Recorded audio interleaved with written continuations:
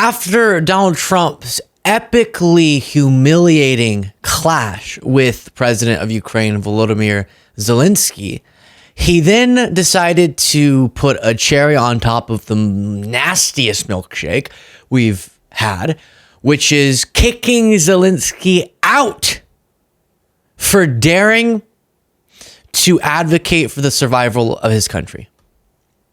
Now, we'll address the arguments that they're making as we go through this segment.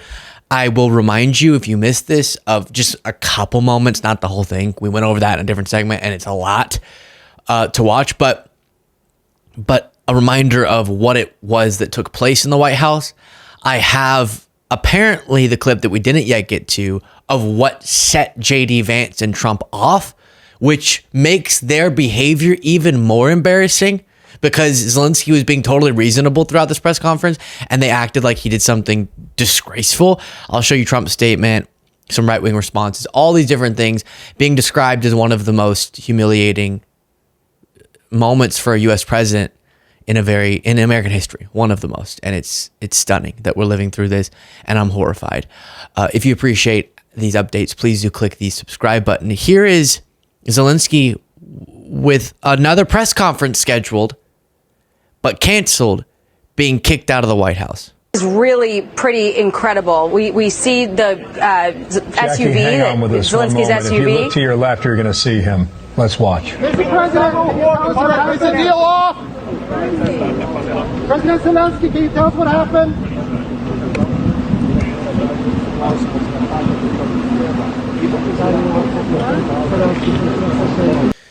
So the other press conference they were going to hold, and I guess the agreement signing of the rare earth minerals agreement between Trump and Zelenskyy, also what didn't get signed, and Associated Press reports a news conference that was planned to follow talks between Ukrainian President Volodymyr Zelenskyy and U.S. President Donald Trump's Ukraine envoy was canceled Thursday as political tensions deepened between the two countries over how to end the almost 3-year war with Russia. And Trump wrongly, but repetitively blaming Zelenskyy for the invasion of his country. You are probably thinking, if he keeps doing this, there must be a logical reason. What is it? There's not. Trump's parroting Putin's talking points like, oh, it's totally fine he invaded because he didn't like the idea of Ukraine becoming a part of NATO. Number one, he doesn't get to say such a thing. You don't get to invade and try to take over a country because you don't like their decisions of which alliances they're in. Not a thing. Can't do that. That doesn't make your argument acceptable, doesn't make the invasion reasonable. And number two, it was increasingly becoming clear it wasn't on the horizon, in the near term for Ukraine to become a part of NATO. And Putin continued the aggression anyways. But here is a statement from Trump. He said, "We had a very meaningful meeting in the White House today. Much was learned that could never be understood without conversation under such fire and pressure. It's amazing what comes out through emotion. I have determined that President Zelenskyy is not ready for peace if America is involved because he feels our involvement gives him a big advantage in negotiations. I don't want advantage. I want peace. He disrespected the United States of America in its cherished Oval Office. He can come back when he is ready for peace." So let's now explore what it is that was so disrespectful. I already showed you the clash, so I won't go through that whole thing again, where eventually Zelenskyy just has to sit there as Trump and Vance shamefully berate him. But given it was sort of breaking news, jumping in on the clash, we didn't cover the thing that Vance was referencing that supposedly was disrespectful. So let's see. Let's see what Zelenskyy did that was so bad. Yes, but after that, he broken this ceasefire. He killed our people, and he didn't exchange prisoners. We signed the exchange of prisoners, but he didn't do it. What kind of diplomacy, JD, you are speaking about? What do you mean? I'm talking about the kind of diplomacy that's going to end the destruction of your country. Yes, but if you Mr. President, with respect, I think it's disrespectful for you to come into the Oval Office and try to litigate this in front of the American media. And that's the part that picks up on what we already covered. And then it's a full bash sesh. What was Zelenskyy saying? You heard sort of the tail end of his explanation, which is Vance was going, we need you to do a ceasefire. Zelenskyy, I already explained this. I knew this is what had happened, just intuitively, but indeed it was. He was going, hey, Vance, if that's what you're saying, what do we do to prevent Russia from just breaking their agreement again, like they've been doing? There was already agreements in place that they violate. That's what they do. And that's what set Vance off to say you're being disrespectful. Is him going, hey, JD, great, I'd love an agreement, but we can't just agree to stop military, our defense of ourselves if you can't explain how Russia will be prevented from breaking the agreement like they've been doing. And that justified this. I'll just show you a little bit of a reminder. God bless. You don't know that. God bless. You God don't know bless. that. You will not have a war. Don't tell us what we're going to feel.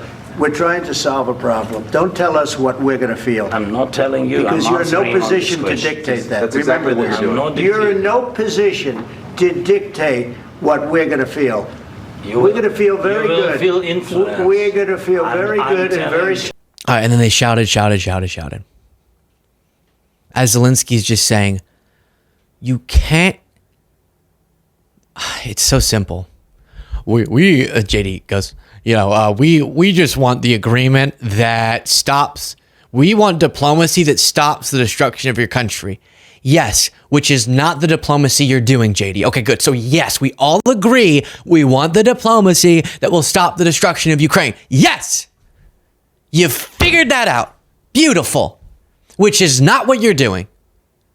Because presidents of the past, even ones that I liked a lot more than Trump, misunderstood Putin's long-term goal here.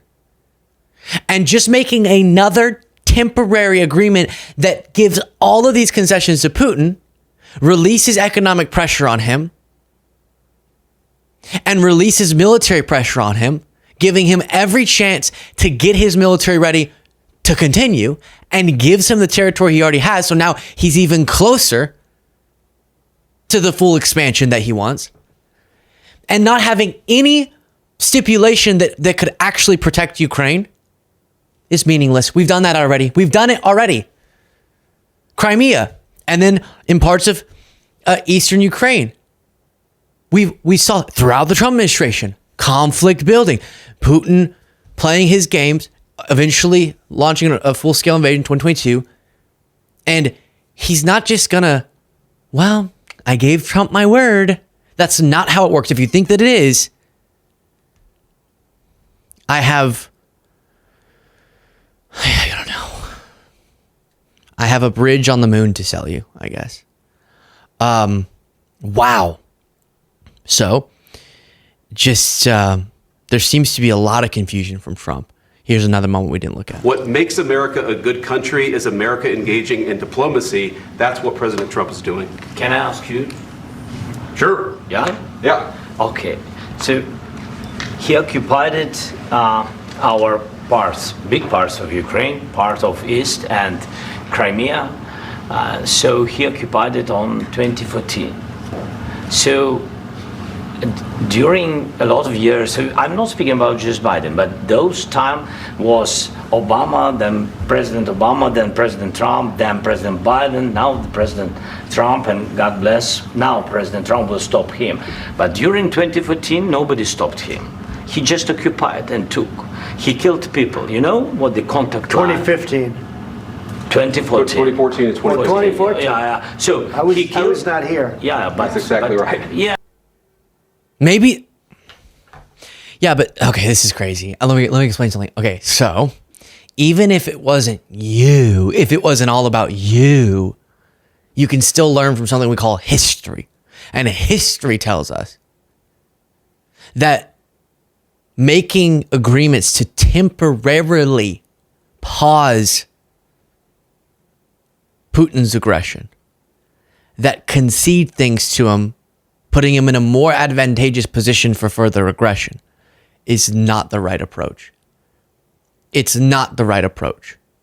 Appeasement, we've learned with Putin, and we've learned further back in history, is not the right approach. So you could learn from that, even if it's not you. I know, isn't this weird? The whole world isn't just Trump. Isn't that weird, Donald? It's not just you. There's actually more people and more situations than just your experiences. It's really a crazy part of being alive. Really, really fascinating. Now, there's a speculation. Here's the greeting that Trump gave to Zelensky. Pretty close. How are you? Pretty shut. He's all dressed up today. President Trump, what's your message to Vladimir Putin, sir? President Trump, you got a copy. President Trump, you got a message to Vladimir Putin. Thank you very much. Thank you so much. So being very amicable when he greeted him, and then not, walking him out, no respect at the end. He just kicked him out. You're off. You're out. We had more plans, but you're gone. And so then the question is, some people are speculating this was planned, that Trump and Vance wanted to create a big conflict like this. Very well could have been. Very well could have been. But shameful nevertheless. By the way, there's these folks who are the worst of the worst, okay? People like Benny Johnson. And look at how he is responding. President Trump kicked Zelensky out of the White House. Yes. And walk of shame, he said about Zelensky having to leave. Walk of shame. Pampered, spoiled, squishy people in nice, fancy houses who talk at cameras for a living are mocking the leader of a country that's currently fighting for its very survival.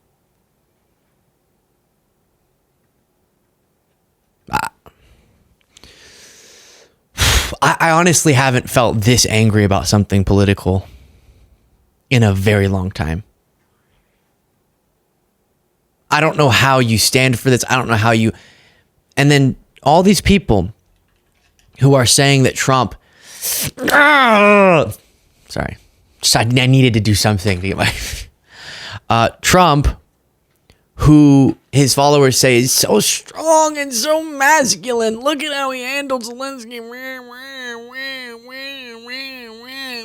That's what I hear. That's what I hear constantly when I read people's social media posts about this. You know what I noticed? They never seem to care that Trump does not act that type of way with Putin.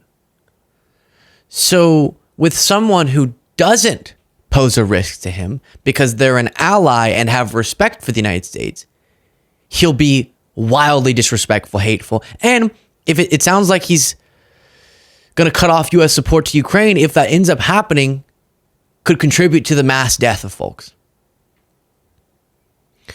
And violating our own dedication to our country. It is not in our national security interest to have Russia expand through military aggression its global influence and stronghold in countries as we back away from alliances promoting further aggression throughout Europe. That's not good for us, just to be clear.